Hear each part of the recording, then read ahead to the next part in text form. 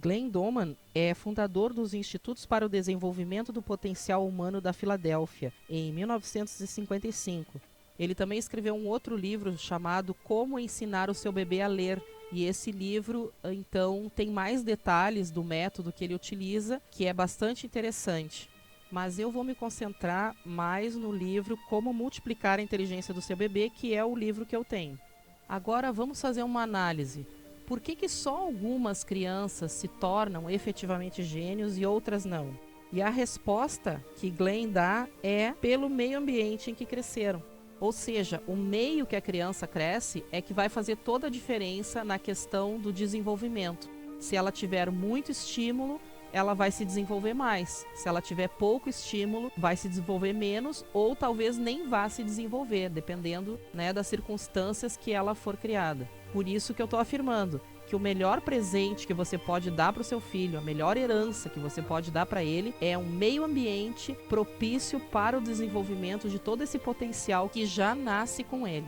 Então tá, vamos ver o que podemos fazer para propiciar esse meio ambiente do qual eu falei. Só que primeiro, eu gostaria que vocês pensassem a respeito de uma coisa muito interessante. Por que geralmente nós temos medo da genialidade? Vocês já pararam para pensar nisso? Eu já vi muitas pessoas que possuem medo de tornar seus filhos gênios. Quer ver? Pense em 3 perguntas que eu vou fazer. Primeira pergunta: você acha bom tornar seu filho mais forte? Ou seja, dar vigor físico para ele? Provavelmente você vai me dizer que sim. A segunda pergunta: você acha bom que o seu filho seja saudável? Com certeza, né? Seria tolo uma pessoa que diria que não. A terceira pergunta: você acha bom dar ao seu filho mais conhecimento? Bom, é óbvio. Onde é que eu quero chegar com essas perguntas? Eu vou chegar na última que eu gostaria de fazer. Você acha bom fazer do seu filho mais inteligente?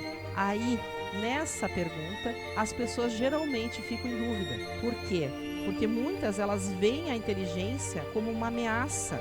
Será que a inteligência é uma arma que pode ser usada entre as pessoas? O Glenn, ele até pergunta no livro o que os gênios nos fizeram para que a gente tenha tanto medo deles. Daí ele cita Albert Einstein, Leonardo da Vinci, Beethoven, Shakespeare, né? Será que eles nos fizeram algum mal pelo qual a gente tenha tanto medo? Eu quero ler para vocês um pedacinho do que o Glenn comenta a respeito do aprendizado dos bebês, que está na página 68 do livro, que diz assim: os bebês nascem com enorme desejo de aprender. Eles querem aprender sobre tudo e querem fazê-lo neste momento. As crianças bem pequenas acreditam que aprender é a melhor coisa do mundo. O mundo passa os primeiros 6 anos de suas vidas dizendo a elas que aprender não é gostoso, e sim brincar.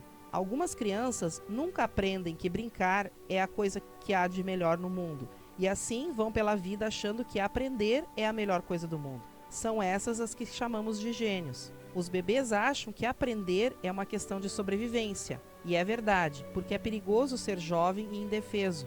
Então ele dá um exemplo, que são necessários 10.000 ovos de trutas para produzir uma delas, e 40 ovos de tartaruga para produzir uma tartaruga adulta.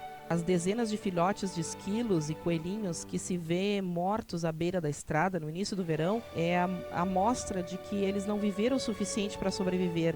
Então isso é uma silenciosa prova da severa lei da natureza, que a aprendizagem é uma das condições para a sobrevivência. E isso é especialmente verdadeiro em relação aos seres humanos, e todo bebê sabe disso, é inato nele. Por isso, então, que ele tem tanta gana pelo conhecimento. Quer ver? Você já observou um bebê de 5 meses? Você o coloca sentado e ele começa balançando os bracinhos, abre e fecha as mãozinhas, impulsiona as perninhas como se ele estivesse querendo correr. E aí começa a mexer os olhinhos procurando alguma coisa, alguma novidade. Isso é a manifestação do gênio buscando por conhecimento. Ele tem sede de saber. É mais ou menos como se ele pudesse falar: mamãe, você tem algo para me dizer? O que você vai me ensinar agora? Estou aqui, mamãe, pronto para te ouvir. Podemos começar? Então, como geralmente nós não temos muito tempo ou simplesmente a gente não sabe disso, nós pegamos e damos para ele algum brinquedo, como por exemplo um chocalho, e esperamos que ele se distraia com isso. Tá bom, vamos supor que é a primeira vez que ele está vendo um chocalho na vida. O que ele vai fazer? Ele pega, olha para aquele objeto que consiste no quê? Numa bola presa a uma haste e que, se chacoalhada, ela faz um barulhinho diferente. Certo? Quanto tempo vocês acham que um bebê demora para perceber isso? Não muito mais que um adulto, né? Por favor. 30 segundos, talvez? E nós ainda oferecemos o chocalho erradamente, porque nós pegamos, chacoalhamos intensamente por uns 3 segundos e entregamos ao bebê, que ele até tenta nos imitar, mas sem sucesso, porque ele não tem a mesma força nem a desenvoltura que um adulto tem. Aí, percebendo isso, ele considera que aquele brinquedo não funciona, e isso acaba deixando ele frustrado, e ele acaba atirando longe. Isso quando o adulto, para piorar, não pega o chocalho de novo, chacoalha mais um pouco, devolve para a criança e espera que a criança consiga chacoalhar com a mesma intensidade. Mais frustrada ainda vai ficar a criança, né?